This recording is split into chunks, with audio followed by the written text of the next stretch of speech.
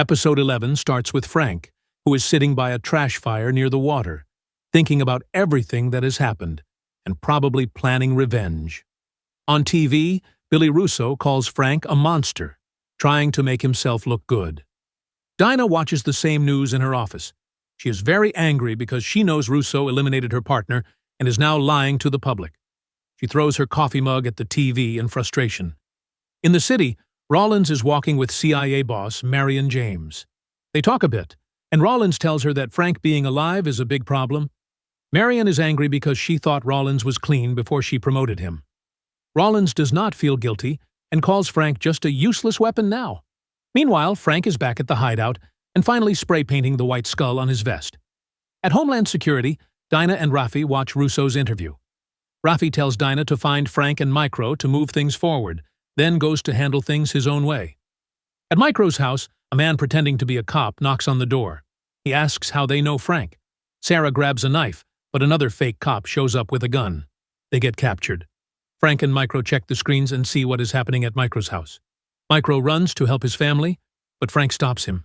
He says Rollins and Russo are behind this. Micro is panicked.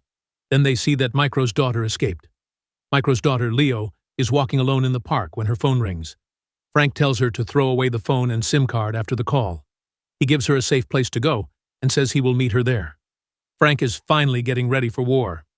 He loads his guns, sharpens his knives, sets traps, and puts on the skull vest. Inside the warehouse, bad guys are walking around, trying to find Frank. He quietly takes them out, one by one. Frank comes out of the shadow with a grenade. He throws it at the bad guys, and it explodes.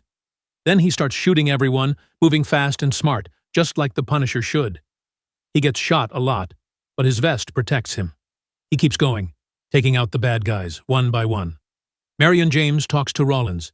He tries to blame Russo and says they can make him take the blame to protect the agency. Micro meets his daughter, Leo. They sit in the van, talking. Suddenly, Dinah knocks on the window. Micro asks why she is there. Frank steps out of the shadows and says he called her. He talks to Leo, says she is brave, and tells her his real name is Frank Castle. She says he is scarier than Pete. Russo arrives at the hideout. He sees the damage and watches the video of the Kandahar execution on the computer. He looks shocked and confused.